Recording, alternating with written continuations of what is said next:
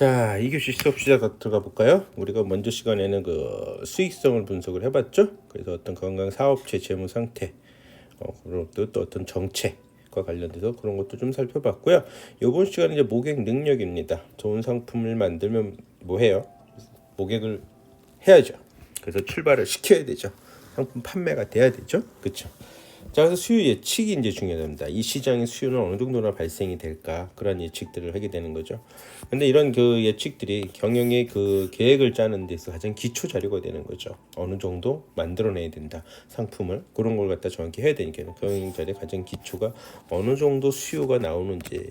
이 수요 예측을 잘못하게 되면 제가 자신도 그 뭐죠? 4학년 때 편의점에서 일을 했었는데 재밌었던 게 꼭 그 다 끝나고 한 12시 1시 정도 되면 그 다음 날 뭔가 주문을 하더라고요. 주문을 하는데 참 재밌었던 게 비가 오느냐 비가 안 오느냐 날씨를 또 많이 보더라고요. 수요 예측에서 평소에 지나간 데이터를 가지고 봤을 때 평소에 5개 나가던 게 비가 오면 더 많이 나가는 게 있고 비가 오면 더 안 나가는 게 있고, 거기에 또 그런 데이터들을 뽑아가지고 또 주문을 하고 이러는, 결국은 그 수요를 예측하는 거였죠. 그래서 잘못된 예측이 된다. 예측보다는 실제 수요가 많으면 어떻게 재고가 부족돼서 매출이 당초보다는 잘 못 이뤄낸다라는 거죠. 되게 아깝죠. 그다음에 수요 예측보다는 실제 수요가 더 적으면 재고가 생기게 된다는 거죠. 그럼 비용이 증가되죠. 관광 상품 같은 경우에는 어때요? 많이 사놨습니다. 한겨울에 한여름에 성수기 때 대비해서. 근데 막상 그게 다 안 팔리게 되면 그건 어떻게 돼요? 다시 반환이 잘 안 되죠. 그러다 보니까는 비용을 고스란히 떠안게 되는 이런 리스크를 또한 갖고 있을 수도 있다라고 보시면 될 것 같죠. 이런 수요 예측의 특성들이 있어요. 어떤 예측치는 항상 기대치 플러스 예측 오차. 그래서 왜 선거 때 많이 그러죠? 플러스 예측 플러스 마이너스 오차 범위 내에 지금 현재 상당히 많은 다툼이 있다. 뭐 이런 식의 그런 얘기들 하니까는 예측의 그 오차 범위를 항상 포함을 시켜서 우린 고려를 해야 된다. 단기 예측보다는 장기 예측이 더 부정정확해. 그래서 단기가 더 정확하다. 총괄 예측이 더 정확하다라는 거죠. 개별보다는 총괄적으로. 그러니까 관광산업의 트렌드는 이렇게 갈 것이다. 이게 훨씬 더 튼튼하다. 항공사는 어떻고 호텔은 어떻고 식당은 어떻고 F&B는 어떻고 이렇게 거보다는 어떤 그 관광산업은 더 발전할 것이다. 이렇게 본다는 게 더 정확하다는 거죠. 그다음에 특정 소비자 집단이 수요 규모를 결정하기도 한다. 그래서 이 특정 소비자 집단의 수요를 잘 파악을 해주는 것이 상당히 중요하다. 그렇기 때문에 그 리딩 기업들, 얼리 어답터라든가, 그렇죠? 마켓 메이븐, 오피니언 리더 이런 사람들 갖다 개척을 상당히 신경을 많이 써야 된다는 거죠. 그러나 이제는 그 고객이 너무나 다양해졌어요. 고객의 욕구가 너무나 다양해졌어요. 그러다 보니까 상품들도 보게 되면 다품종 소량 생산이 점점 늘어나게 되고, 거기에 따른 제품 또한 생명 주기도 되게 짧아지고 있다라는 거죠. 생명이 금방 끝나요, 제품들이. 여러분들 핸드폰 같은 경우도 심한 경우는 막 1년마다 계속 새 거가 나오잖아요. 그렇죠? 그 얼리 어댑터 같은 경우는 나올 때마다 바꾸지 않습니까? 그렇죠?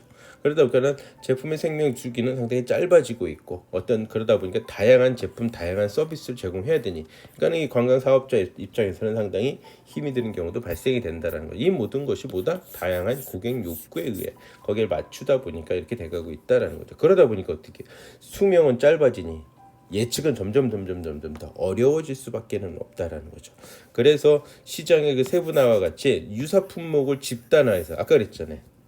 총괄로 짜는 것이 훨씬 더 정확하다. 개별로 하는 것보다는 부정확하다 그랬잖아요. 그래서 총괄도를 올려준 거죠. 유사한 제품들을 갖다가 집단화해가지고 그걸 가지고 수요 예측을 한다라는 거죠.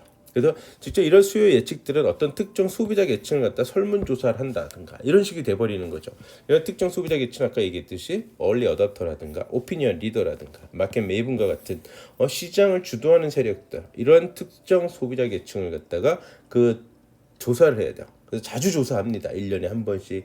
그런 다음에 이런 사람들은 초청해가지고 어떤 이야기도 또 청취하게 되는 거죠. 그래서 사업자 입장에서는 이거 수요 예측을 위해서는 이 특정 소비자 계층을 상당히 잘 관리를 하고 있다라고 보시면 될 것 같아요. 그 수요 예측은 항상 특징이 있죠. 과거 통계를 냅니다. 그래서 평균을 내든 뭘 하든 과거 그 통계를 가지고 그 다음에 현재의 지식시간들 직시를 하죠. 이 전문가들이나 어떤 경험자들, 이런 사람들의 이야기를 많이 듣게 된다는 거죠.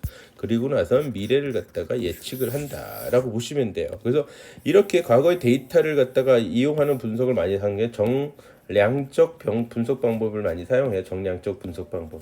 그다음에 일단 실무자 이런 사람들을 갖다가 전문가들 있죠. 정성적 분석이라고도 표현들을 합니다. 이거 두 개를 같이 서로 상호 보완을 해주는 거 상당히 좋다. 그것이 정확한 미래 예측을 할 수 있다라고 볼 수 있겠죠.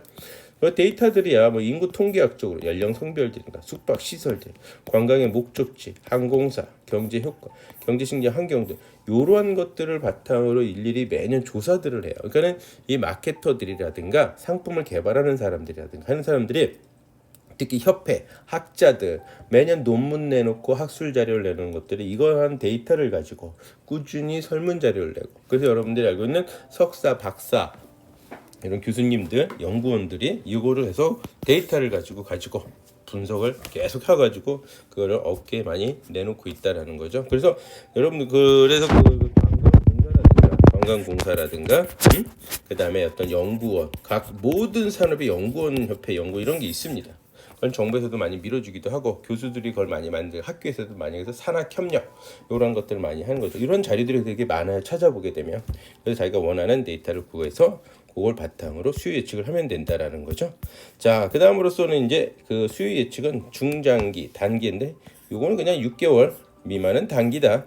중기는 6개월에 2년을 잡으시면 돼요. 2년 이상은 장기 예측이다라고 보시면 되죠. 그래서 단기 예측, 중기 예측, 장기 예측을 이렇게 나눠진다 보시면 되고 아까 조금 전에 잠깐만 설명해 드렸는데 수요 예측 방법은 어때 정성적인 방법과 정량적인 방법 두 가지가 있다라고 말씀드렸죠. 그래서 정성적인 방법은 뭐다? 정성적인 방법과 정량적인 방법. 정성적인 방법은 방금 전에 면접. 그다음에 이 구두상으로 심층 면접을 하고 서로 얘기들 해요. 전문가들이. 그러나 정량적인 방법은 데이터 갖고 설명을 하죠. 숫자 가지고 설명한다고 보시면 될 것 같아요. 그래서 평균이 얼마고 평균이 얼마기 때문에 앞으로는 어떻게 나갈 거고 그런 것들을 갖다가 보고 있는 거죠. 주식하시는 분들이 그 표를 가지고 그래프를 가지고선 판단하는 경우 그거는 이제 정량적 방법을 갖다가 한다라고 생각하시면 될 것 같아요. 이렇게 하여튼 어찌되었건 간에 정성적과 정량적 방법 서로 상호 보완적이지 첫째가 대줘야 되는 거 어느 한쪽만 너무 치우쳐도 안 된다. 정도 여러분들이 알고 계시면 될 것 같아요. 그래서 이것들을 보게 되면 일단 정성적 방법엔 뭐가 있나. 어차피 이거 시장 조사를 하는 사람들은 많은 이런 방법들을 알겠지만 여러분들 그냥 개요만 정도만 알고 있어도 되는 거죠. 시장 조사를 한다. 시장 조사를 한다는 것은 그 시장에 가서 직접 설문을 뿌리는 거죠. 그래서 물건을 구매하는 사람들에게 설문을 해가지고 조사를 하는 거. 시장을 직접 조사를 한다. 그 다음에 어떤 위원회가 있겠죠. 그 어떤 제품에 대해서 어떤 대상에 대해서 전문가들의 어떤 위원회 같은 것이 있어서 서로 토론들을 하죠. 그래서 패널들을 갖다 전문가들 다 모아놓고 하게 되는 거죠.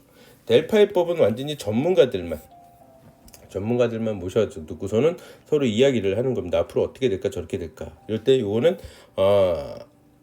그리고 델파이법은 비용들이 많이 발생이 된다. 왜? 전문가를 모셔야 되기 때문에. 시장 조사도 왜냐? 시장에서 일일이 설문 조사를 해야 되니까 많은 인력이 투입되죠. 그러니까 비용들이 많이 발생을 한다.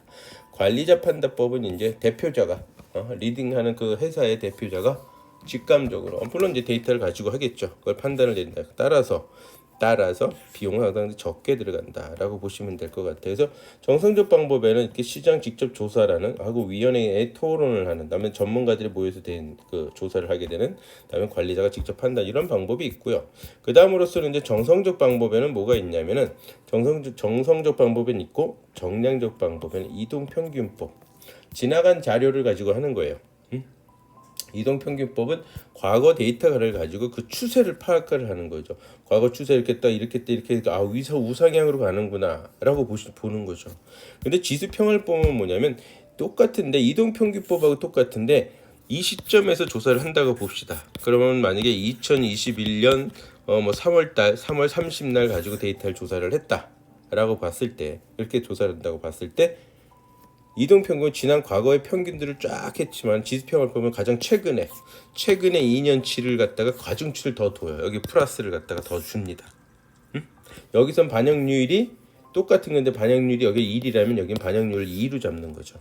이쪽에다가 그러니까는 최근의 자료를 갖다가 최근 자료에다가 가중치를 더 부여하는 방법으로 하는 것이 지수평활법이다라고 보시면 되거든요. 회귀 분석은 이제 박사들이 이런 연구원들이 쓰는 가장 많은 방법인데 변수들을 만들어요. 그 요인들인 거죠. 이 시장을 변하게 시킬 수 있는 요인들. 예를 들자면 내부 마케팅이라는 건 뭐냐면은 직원들을 복지를 위해 주고 직원들의 월급을 주고 직원들의 사기를 줘가지고 이게 내부 마케팅이에요. 외부 마케팅은 이제 소비자들을 상대로 하는 거지만 이런 사람들을 상대로 해서 활성화를 시켜주면 매출이 증가할 것이다. 매출이 그러니까는 매출이라는 것을 가지고서는 그거를 종속 변수로 만들고 독립 변수로서는 내부 마케팅이라는 걸 만드는 거예요. 근데 내부 마케팅의 이제 하부 조직은 직원들 만족을 시킨다든가 직원들 보너스를 준다든가 그런 복지 시설 이런 것들이 하나의 요인들이 되겠죠. 그래서 그 요인들이 쫙 있고 매출이 영향들을 주는가 요걸 가지고 본 적이 한 조사라는 것이 회계 분석이다라고 보시면 되죠. 요런 걸로 분석들을 해나간다라고 보시면 돼요. 그래서 방금 말씀드린 정성적 방법과 정량적 방법으로 수요를 예측을 한다. 그래가지고 거기에 맞는 수요에 맞는 경영 계획을 짜게 된다라는 걸 보시면 되겠죠. 다음은 이제 판매 채널에 대한 거죠. 이 판매 채널은 이제 온라인 쇼핑몰의 개념인 건데 온라인 쇼핑몰을 잘 못해가지고 망한 대표적인 기업 중에 하나죠. 토마스 쿡 세계 최초의 여행사면 세계 최대의 여행사 중에 하나죠. 항공사도 있고 호텔도 있는 세계 최초의 여행사, 최대이면서도 최초의 여행사가 파산이 돼 버렸다라는 거죠. 이런 것이 왜 됐냐? 물론 이거 영국 겁니다. 영국 최초로 만들어진 여행사죠. 브렉시트라든가 그다음에 온라인 여행사들이라든가 그다음 이런 것들로 인해서 온라인 여행사 익스피디아라든가 에어비앤비라든가 부킹닷컴 같은 이런 여행사들로 인해서 OTA 여행사라고 그러죠. 무너졌다라는 거죠. 그래서 온라인 쇼핑몰이 상당히 중요하다라는 걸 갖다가 우리가 간과해서는 절대로 안 된다. 앞으로도 계속 발전할 수밖에 없습니다. 24시간 언제 어디서나 제공해 줄 수 있는 더군다나 사업자 입장에서는 점점 더 인건비라든가 임대료라든가 이런 걸 다 아낄 수가 있거든요. 그러니까 점점 온라인 쇼핑몰을 하게 되고 또한 사람들도 최근에는 이제 어떤 현상이 생기고 있어요. 언컨택트라고. 언컨택트라는 것이 생겼죠. 언컨택트가 뭔지 아시죠? 이 언컨택트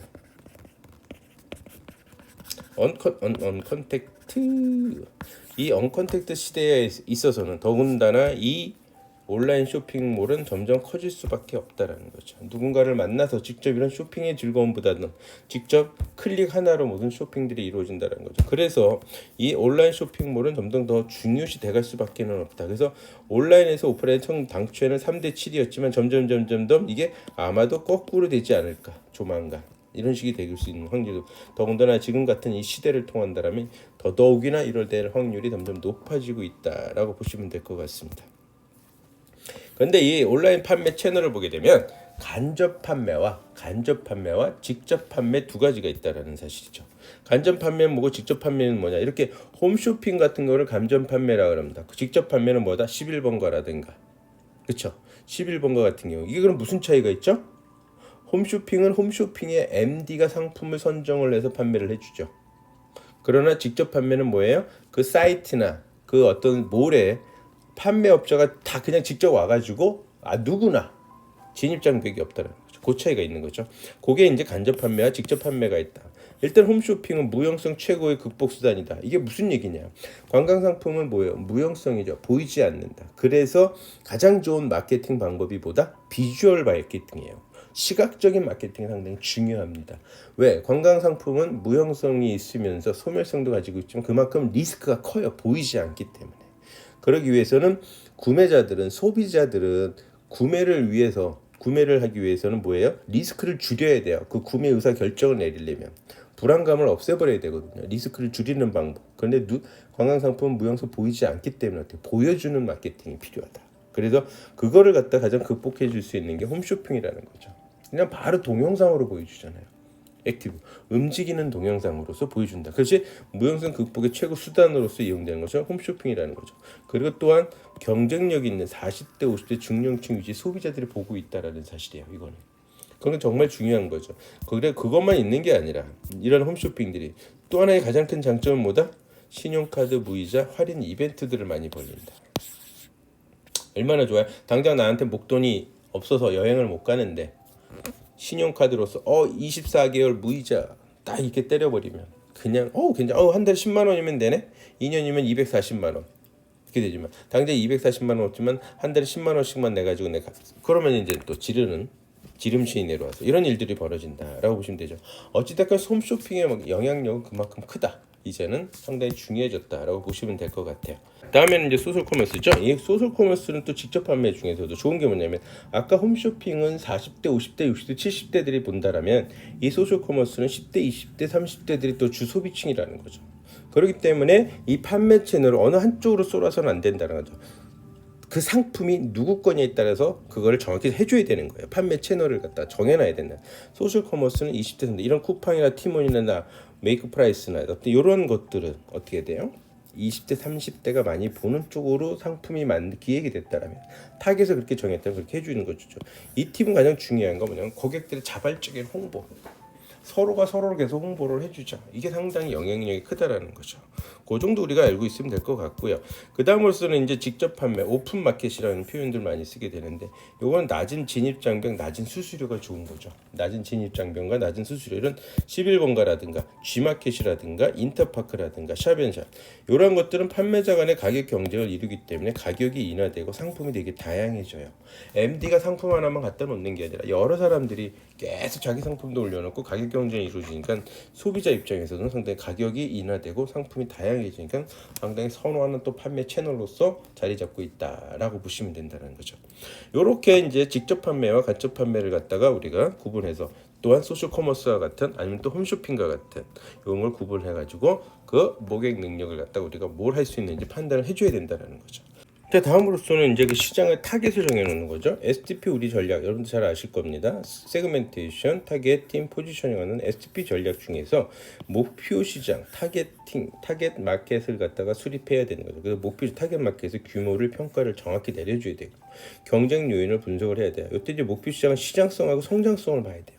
지금 시장이 크다 그래서 그것만 합격해 아니라 시장이 앞으로 얼마나 커 나가는 시장이냐, 아니면 시장이 줄어들지는 않아야 되는 거죠. 시장이 꾸준하긴 있어야 되고, 성장을 해도 조금이라도 성장을 하고 있어야 된다는 거예요. 시장이 줄어드는 시장, 지금 예를 들자면 베이비를 상대로 하는 시장, 어린이를 상대로 하는 시장, 출산율이 떨어지고 있어요. 출산율이 떨어지면 아이를 상대로 하는 건 시장이 줄어드는 시장을 공략하겠다는 거죠. 이거는 상당한 아주 정교한 마케팅 전략을 펼쳐야 돼요. 다른 기업들이 뭐 떨어져 나갈 거니까 내가 모든 걸 다 차지하겠다.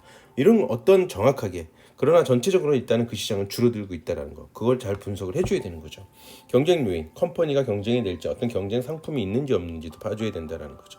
다음에 이제 목표 시장에다 분석, 집중할 거냐, 그럼 차별화 전략을 필 거냐, 어떤 시장을 정해놓고 거기에 집중적으로 할 거냐, 아니면 제품을 갖다 아주 차별화해가지고 갈 거냐, 이런 전체적으로 공략할 거냐라는 걸 갖다가 우리가 정확히 구분을 해주는 것이 좋다라는 거죠. 아시죠? 다음으로서는 이제 시장의 변화를 보는데, 방금은 이 그 관광연구원이라든가 관광연구소라든가 어떤 그 여행 관광공사라든가 관광협회라든가 여행협회라든가 이런 데서 보면 이런 것들 다 만들어줘요. 세계 관광 트렌드, 체험, 개별, 특수, 모바일 이렇게 변해가고 있다. 단순히 사이트 싱잉에서 체험하는 걸로 넘어가고 있고요. 단체에서 개별 특수 관광, 그다음에 인쇄물은 아니 매체는 인쇄물이 아니라 모바일 쪽에서 많이 습득을 하고 있다. 이런 것들은 우리가 알 수 있다라는 거죠.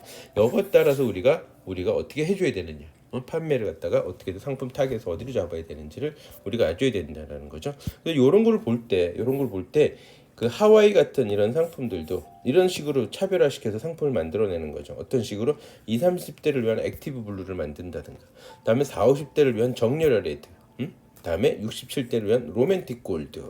요거는 이제 모 여행사가 하와이를 갖다 똑같은 하와이를 가지만 이런 식으로 해서 상품을 갖다가 차별화를 해가지고 판매 공략을 펴고 있었다라는 거죠. 그래서 그거를 갖다 내 시장 타겟을 정해놓고 어떻게 판매를 하겠다. 그럼 시장 타겟을 정해놓고 판매 채널도 어디로 정해줘야 되겠다. 요거를 갖다 우리가 해줘야 된다. 아, 이거는 안 되는 거겠다, 되겠다.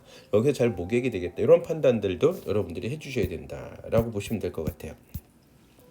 다음에는 그 상품이 지속성을 갖고 있어야 된다는 거죠. 지속성이 없으면 안 된다. 상품을 꾸준히 팔아야 되잖아. 일회성으로 끝내서는 도저히 안 돼. 그럼 사업성이 없는 거죠. 상품성이 없는 거죠. 일회성으로 그냥 딱 스팟을 했다는 거, 이거는 그거 가지고 우리가 사업을 할 수는 없는 거니까. 그렇죠. 그렇기 때문에 어떤 건 현지 기후, 인프라 이런 걸 따른 지속성을 보여야 되는 거죠. 사실 관광산업은 그 자체가 변화 요인에 기후 변화를 시키는 게 많이 되죠. 마침 요번에 그 코로나 때문에 이런 사진들이 돌고 다녀서 제가 한번 갖고 와봤어요. 봤더니 2019년도와 2020년도 완전히 확연히 다르죠. 불빛이 비치는 거 보게 되면. 여기 스페인입니다. 아까는 이태리죠. 이태리 지역에 보면 그 밀라노 쪽에 와 되게 화려하죠. 그렇지만 스페인도 마찬가지다. 마드리드와 바르셀로나 쪽에 이 마드리드와 바르셀로나 쪽이 되게 화려했지만 코로나 시대 때는 완전히 죽어버리는 듯한. 그래서 야, 이 코로나가 상당히 영향을 미친다. 불길. 이 그걸 우리가 알 수 있는 게 대기 상황을 보면 우리가 그걸 또 파악낼 수 있겠죠. 중국이 어떠세요? 중국이 그냥 확연하죠. 중국만큼 확연한 게 없습니다. 확실히 다르죠. 그래서 어찌 보면은 이런 얘기가 좀 뭐 하려는 좀 조심스러운 얘기지만 이 코로나가 자연환경은 많이 돌려놨다. 공기가 훨씬 더 깨끗해졌거든요. 이런 걸 우리가 알 수 있다는 거죠. 그만큼 관광사람은 차가 많이 돌아다닌다. 차가 일단 다니고 교통기관이 다닌다. 그래서 그것들이 지금 대기를 갖다 많이 오염시킨다. 다 맞는 얘기입니다. 가장 많이 대기를 오염시키는 것이 뭐다? 예, 비행기예요. 비행기가 가장 많이 오염을 시킨다는 거죠. 항공력이 10죠. CO2 배출의 총 40%를 차지한다. 항공사에서 그 하늘에서 이산화탄소를 계속 CO2를 갖다 배출하잖아요. 계속 날아다니면서 엄청나겠죠? 다시 항공여행이. 그래서 관광산업은 이 관광활동은 그것이 되게 크다라고 보시면 돼요. 그래서 기후변화의 요인이 됐죠. 그래서 이걸 막기 위해서 몰디브 말레 선언이 일어나서 그래서 지속적인 관광. 그러니까는 일회성으로 끝나서 환경을 파괴시키는 게 아닌 친환경적인 관계, 그래서 녹색 관광 이런 얘기들이 많이 나오게 된다는 거죠. 그래서 상품을 개발할 때, 상품을 만들어낼 때, 컨텐츠 가지고 만들 때 여기 이런 것도 우리가 반영을 해야 된다는 거죠. 거기서 기온이 상승해가지고 어떤 일들이 벌어지냐, 기해성 재해에 의해서, 강수량에 의해서 많은 일들이 벌어지는 건 더 이상 얘기 안 해도 알 수 있겠죠. 그렇기 때문에 관광은 그게 되게 예민하다. 그래서 해수면이 상승하는 거. 이것 때문에 해서 제가 맨날 농담 비슷하게 빨리 지금 다녀오세요. 어디? 몰디브 요거 1m 북극부의 빙하가 조금만 더 녹으면 물에다 잠깁니다. 그냥 잠겨. 이 아름다운 이런 것들을 보기가 힘들다라는 거죠. 이게 물이 해수면이 1m만 더 올라가도 이 아름다운 에메랄드 빛깔의 빛이들은 다 사라지는 거죠. 아예 섬 자체가 사라져 버릴 수도 있죠. 생태계 변화 당연합니다. 저 이거 많이 겪고 있거든요. 20년 전에 이 아프리카 가지 이 플라멩고의 그 수천만 마리가 날아가는 때 정말 장관인데 지금은 없어졌어요. 이런 것이 사라졌습니다. 왜? 하도 오염을 시켜놨기 때문에. 저도 그 일조의 한 사람이 그런 환경오염을 일으켰던 사람 중에 한 사람이겠지만은 이런 일들이 있다라는 거죠. 생태계. 그리고서는 녹색 관광이 점점 늘어나는 도보, 자전거, 기차여 이런 것들이 많이 늘어나게 된다는 거죠. 앞으로는 탄소 배출권, 이게 뭔 얘기는 더 잘 아시겠지만 이런 탄소나 탄소 배출권 거래를 해야 되는 거고, 그러다 보니 어쩔 수 없이 여행의 형태도, 여행의 트렌드도 뭐가 있다? 녹색 관광이 많이 나오게 된다는 거죠. 그래서 자전거 타는 거, 자전거 관광, 그다음에 아까 도보 관광, 그다음에 요거 온 게 제가 그 지도 이미지를 하나 갖고 왔는데 이 코스타리카의 산호세라는 데가 있어요. 여기가 아주 그 원시 동물들이 살고 있는데 아주 그 볼거리가 아기자기한 이런 데가 있거든요. 여긴 하나 특징이 있습니다. 여기 들어갈 땐 어떻게 한다? 핸드폰을 다 압수당한다. 그러니까는 문명의 이기물들 다 반납하고 들어가게 되는. 그래서 전혀 환경에 마이너스를 주지 않으려고 이런 것들도 하고 있다라고 보시면 될 것 같아서 이런 상품들이 녹색 관광 같은 이런 상품들이 많이 나올 것이다. 라는 것이 이제 추세죠. 그렇기 때문에 이 컨텐츠를 가지고 상품을 개발할 때 이 지속성을 분석을 해가지고 이 상품은 이 컨텐츠를 가지고 만들 때의 이 지속성에 따라서 우리가 감안해야 되겠다. 요걸 갖다가 어떻게 해야 써먹어야겠다. 어떤 식으로 상품을 개발해야겠다라는 걸 생각하고서는 상품을 만들어놔야 된다. 지속성이 없어서는 절대로 안 된다. 지속성이 있어야 된다는 거죠. 그 다음에 이제 관광의 인프라. 또한 인프라도 조사를 해야 돼요. 우리가 상품을 만들었는데 정말 보기가 좋은, 야 저건 정말 사람들이 만나면 되게 좋아할 거야 라고 하지만 거기에 내가 접근하기가 힘들다? 이건 안 되겠죠. 만약에 지금 현재 평양에 정말로 꼭 가봐야 되는, 죽기 전에 봐야 되는 뭔가가 있다라고 칩시다. 이거 상품 만들 수 있어요? 안 되죠. 왜? 접근이 힘들잖아. 접근이 불가능하죠 거의. 접근성이 떨어지잖아요.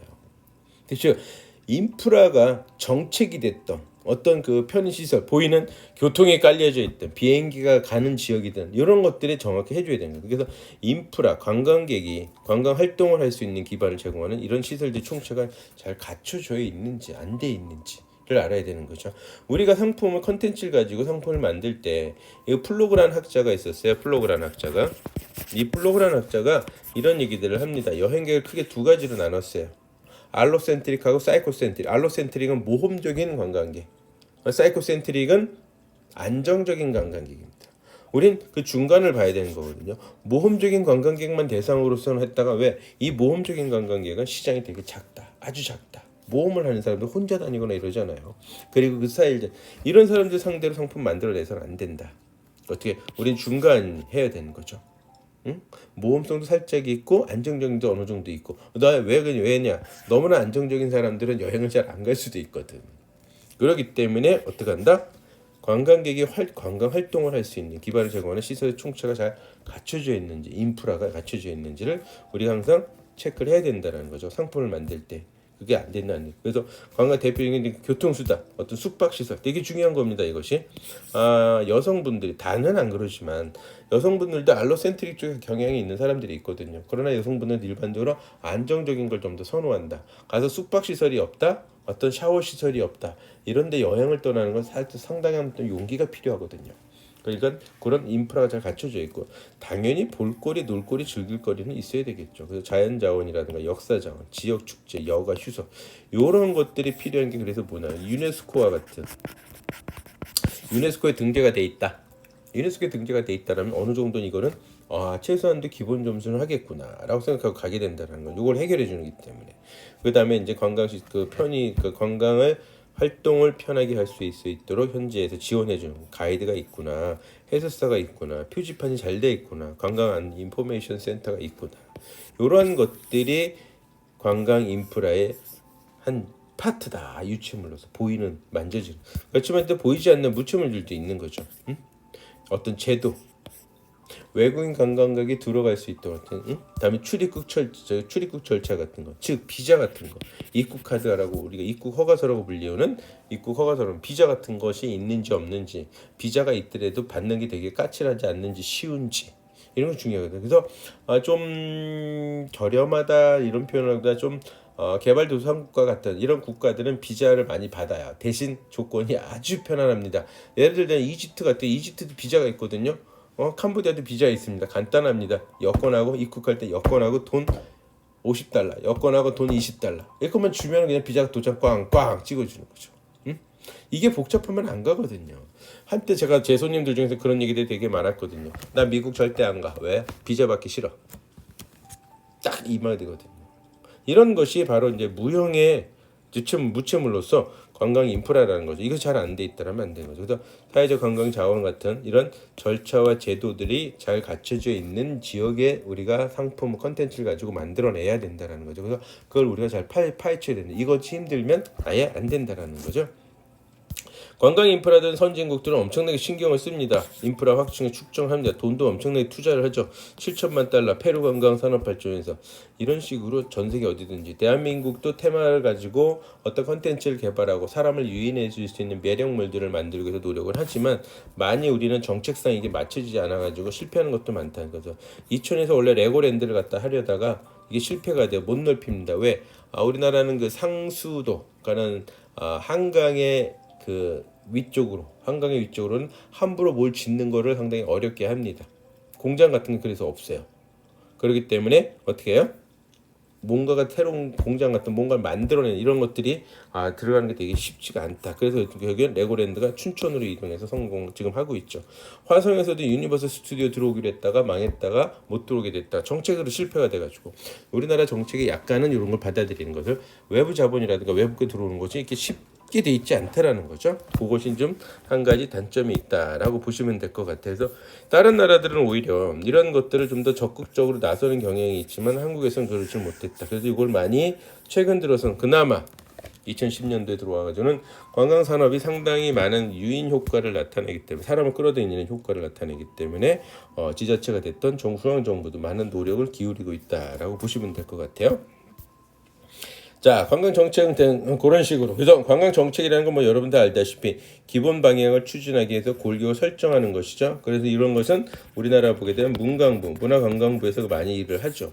이걸 갖다 시행하는 데는 어디다 관광공사라든가 협회 이런 공사나 협회가 이런 일들을 또 많이 시행을 하고 있다라고 보시면 될 것 같아요. 그래서 그런 게 있구나 생각하시면 되죠. 그래서 정책이 과연 그래서 아까 얘기했듯이 유형적인 거, 무형적인 어떤 인프라가 잘 구축이 되려면 이 정책이 또 따라줘야 되거든요. 정책이 잘 따라주는지 안 따르는지 같이 파악을 한다. 그래서 상품을 해외 상품을 만들든 국내에 지자체를 이용한 상품을 만들든 정책을 일일이 잘 보시면서 이번에 지자체장은 어떠하구나. 관광에 이런 산업에 상당히 관심이 많구나.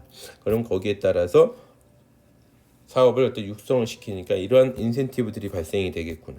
그걸 가지고서 우리는 상품을 만들어낼 수 있다라는 거죠. 이런 정책들을 펼치는 걸 봐야 되는 거고, 우리나라 항공, 공항 정책도, 그래서 공항 정책도 하나의 허브 역할을 하게 되다 보니까 우리나라 대한민국의 인천국제공항이 상당히 전 세계에 넘버 손가락 안에 들어가는 이런 공항으로 했었다. 그때 제가 여기 이 공항에 관여되는 여행사에 다니고 있었어요. 무슨 얘기냐면 인천국제공항을 짓기 위해서 공항 관계자들이 해외 벤치마킹을 다닐 때 그게 제가 다니던 회사가 관여하고 있었거든요. 그래서 많은 분들을 그 벤치마킹하기 위해서 전 세계 공항들을 그래가지고 다른 공항을 많이 참고해서 인천국제공항이 만들어졌었는데 그러다 아니다 다를까 잘 만들어놨죠.